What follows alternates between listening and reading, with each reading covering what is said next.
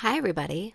My name's Lily. I'm the book reviewer behind Utopia State of Mind, and today I'm going to be chatting with you about my January favorites with a cup of tea because I've been filming a bunch of videos today, and my voice not happy with it. So just kind of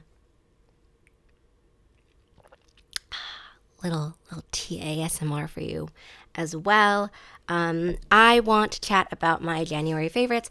I read 38 books in January, and of the 38 books, 50% of those featured main characters of color, and 39% of those featured queer main characters. So, right on target. I know if you've been following me for a while, you will know that my goal always is 50% and 33%, so about roughly half and one third. Nailing it for January. It's a great feeling. I had so many favorites of the first month of 2024. I'm just gonna check. Actually, yes. So these are the only two I have. These two arcs.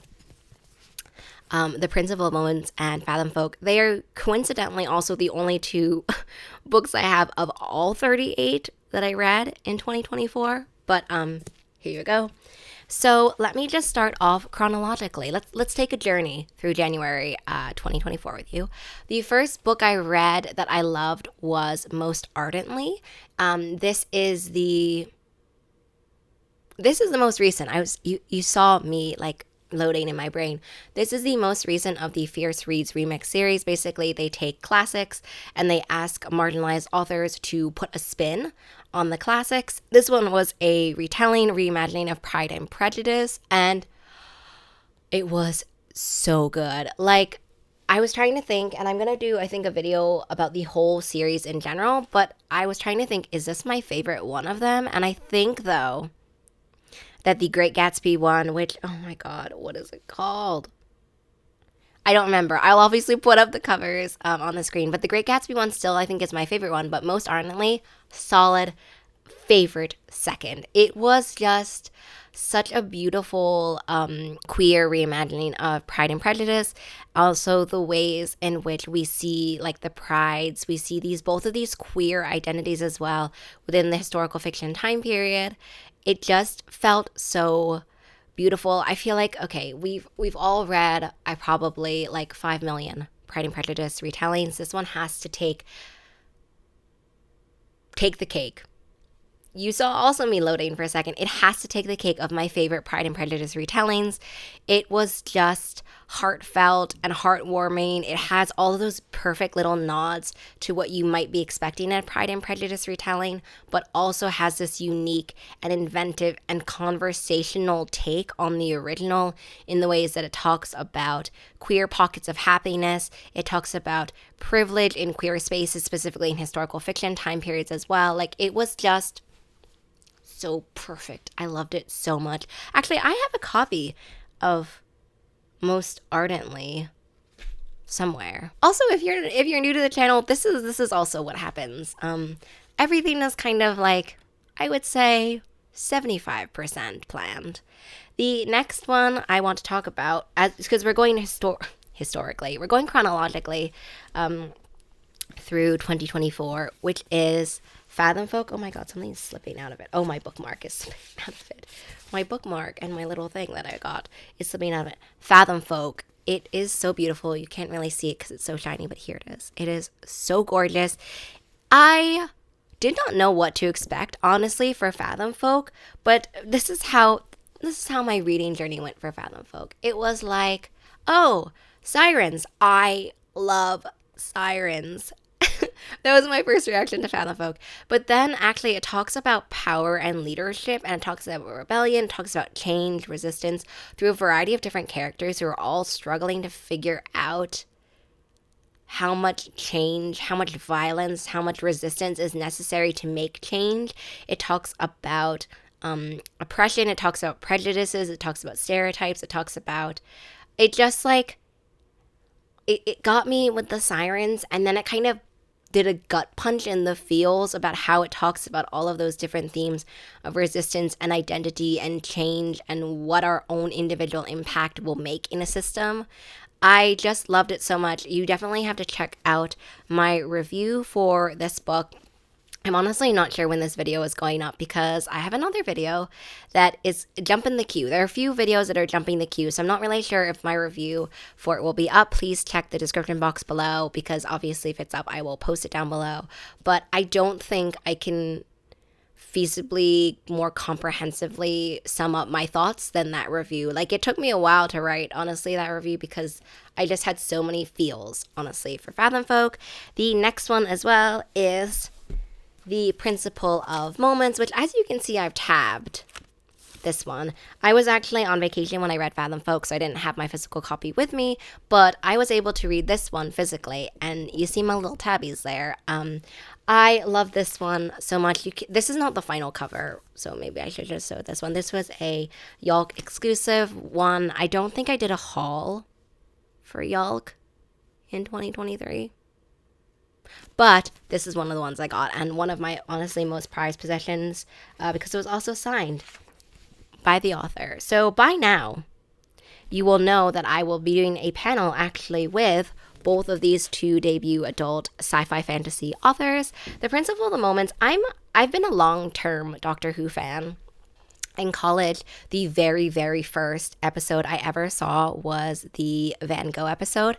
If you're a Doctor Who fan, please comment down below your first very episode of Doctor Who. And that episode, like, solved it. It just was like, I had to watch it. So basically, I think that I've seen all the new ones. I have only seen some of the old ones because when I was actually really heavily in my Doctor Who phase in college, it was really hard for me to access those ones. So I'd watch some of them that I could basically dredge up my library to get.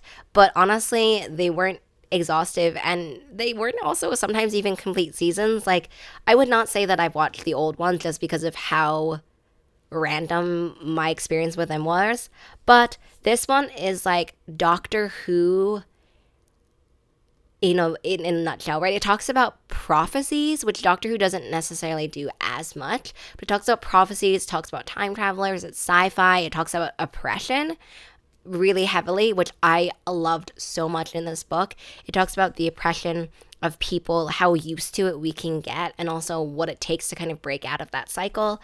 And it was just so fabulous. I'd been seeing so much buzz for The Principle of Moments, honestly, like, even before Yalk, honestly, but I understand now 100% merited. Like, it is just, oh, here, maybe this is a better view of it. 100% warranted. This book was fun. It was interesting. The world was fantastic as well. All of it combined to make this incredibly fun sci-fi romp through the skies? Through the galaxy? Through the stars, I guess? Story that felt nostalgic and unique at the same time. The next one is Daughter of the Bone Forest. I love this one. Okay, so I heard bone magic, and not gonna lie, I heard bone magic and I thought, oh, is this necromancy?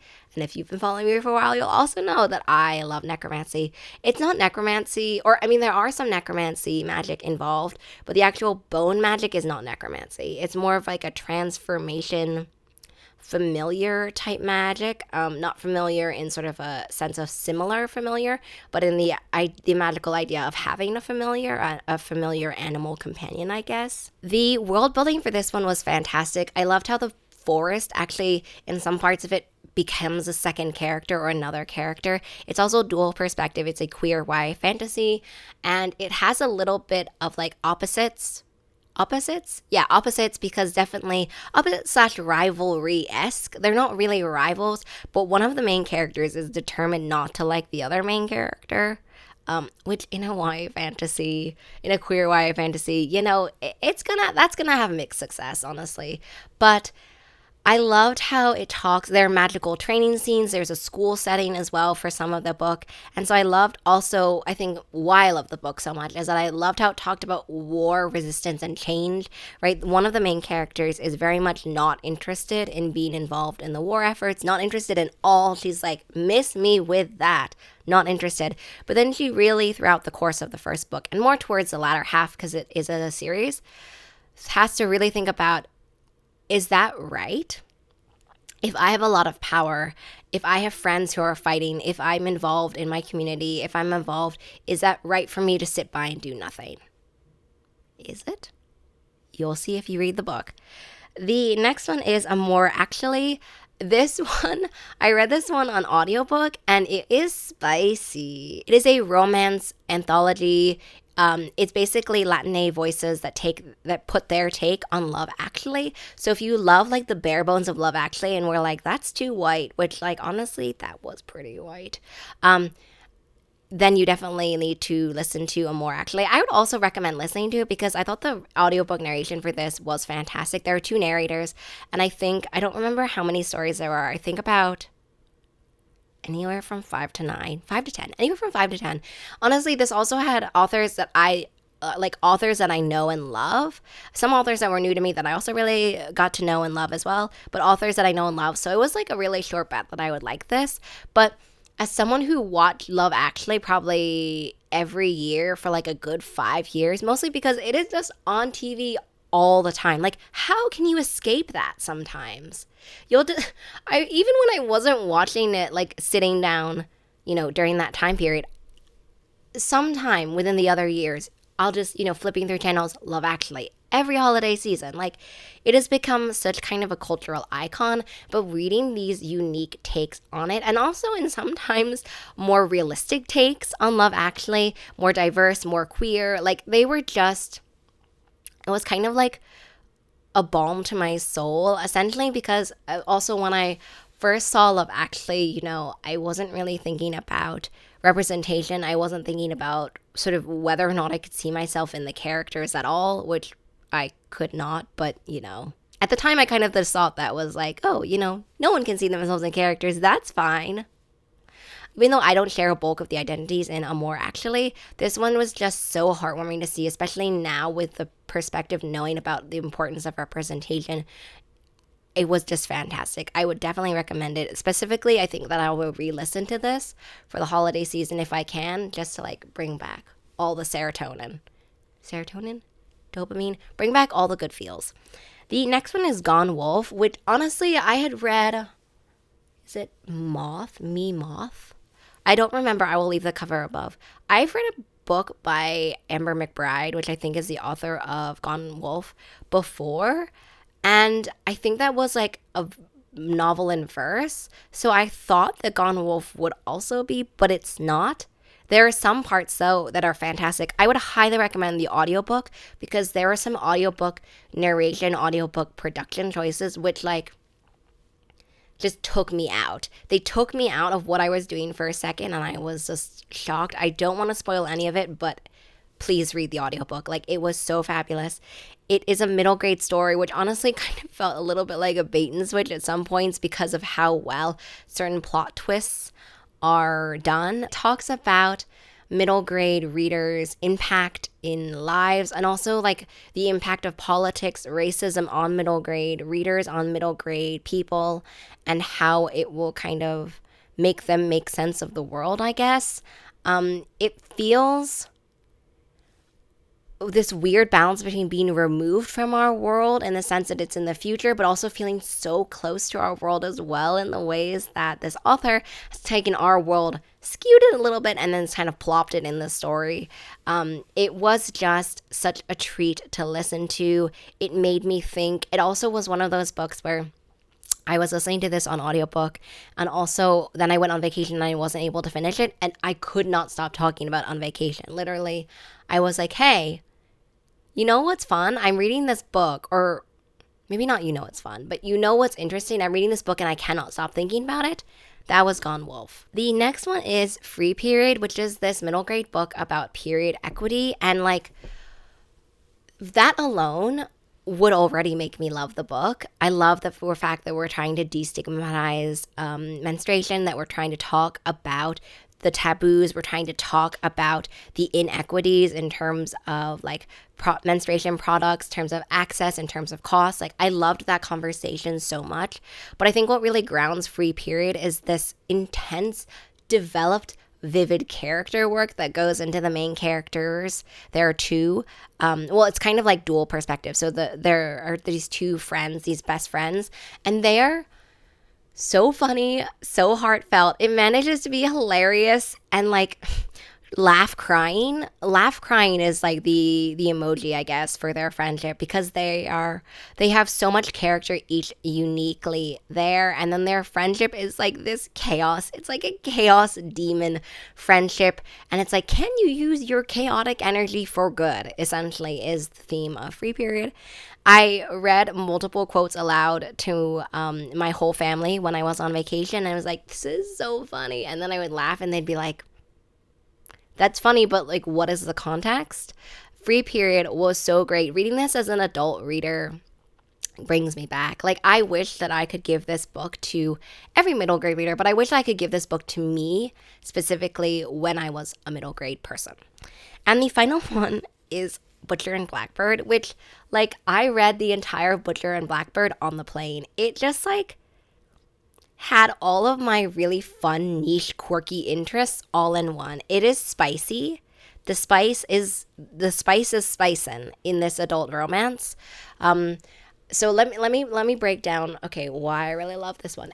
If anyone is a fan of the movie Mr. Right, which I saw and immediately kind of rewatched, I think 3 times in a row because of how much I love this movie, it has that quirky, unhinged energy. It's like has Mr. Right meets serial killers meets adult spicy romance. So if you're familiar with any of those, or if you're familiar with all of those, this was like an homage. Basically, am I gonna say this was an homage to serial killers on my YouTube channel? Yeah, I am. This was this was an homage to some very famous serial killer murderers. I am blanking on it. It's the one. Please read the content warnings before you read this book. But it is like, if you love this idea of like Dexter, in the sense that if you love this idea of like serial killers going after serial killers, right? That's one hook. The second hook as well is that it definitely has the same energy of Mr. Right, as being like unhinged, chaotic, sometimes not really taking ourselves too seriously, a little gory. If you love that energy as well, this is it. Also, if you love the dynamic of like a character who is very not sure if they should commit, very, very scared of committing, very scared of love, and this other character who is like, I am in it. I'm in it. I love this person. I want to be with this person.